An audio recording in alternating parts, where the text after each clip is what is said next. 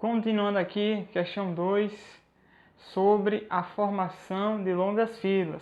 Já lemos essa questão, o enunciado dessa questão no vídeo anterior, e agora vamos dar continuidade. Pois bem, sobre a formação das longas filas, ou os atrasos na prestação do serviço público. O usuário vai a uma determinada repartição pública e lá ele acaba passando horas e horas aguardando uma resposta de um servidor. Vamos lá. De acordo com o Código de Ética, deixar o servidor público qualquer pessoa à espera de solução que compete ao setor em que exerça suas funções, permitindo a formação de longas filas, ou qualquer outra espécie de atraso na prestação do serviço, caracteriza, alternativa A, apenas atitude contra a ética. Errado. Não apenas contra a ética. Como diz a alternativa B, não apenas atitude contra a ética ou ato de desumanidade, mas principalmente grave dano moral aos usuários do serviço público. Ou seja, deixar as pessoas aguardando em filas, por horas, por tempos que não são cabíveis. Isso constitui o quê? Não apenas uma atitude contra a ética. Ou seja, é uma atitude contra a ética, mas também, principalmente, um grave dano moral aos usuários dos serviços públicos. Certo? Então a letra B seria correta. A letra C diz assim: atitude contra a eficiência no serviço público. Talvez também fira o princípio da eficiência.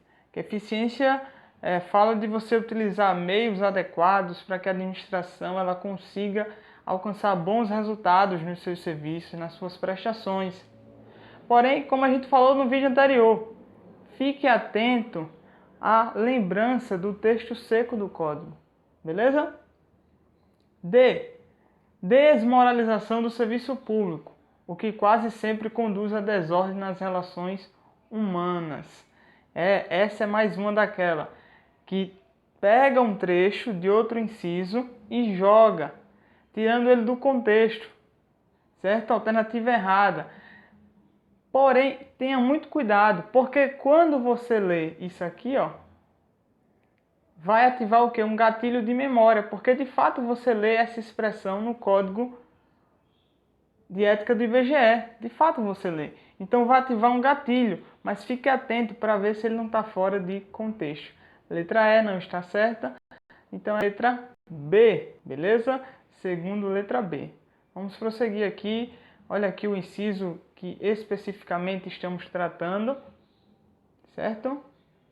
Qualquer coisa dá um pulinho no blog lá para ler o inciso. Vamos lá. Terceira questão, ainda falando sobre as longas filas, o atraso, beleza? Vamos lá. De acordo com o Código de Ética do IBGE atual, julgue o item a seguir. Situação hipotética. Luan e mais 2 amigos foram até a repartição pública do IBGE em 2010, solicitando informações no RH sobre contratação dos recenseadores. Para receber as informações, eles aguardaram toda a manhã até chegar um servidor e explicar as informações. Sobre essa espera, pode-se dizer que constitui apenas ofensa ao princípio da eficiência? Mais uma vez, não. Constitui ofensa à cortesia, dever do servidor?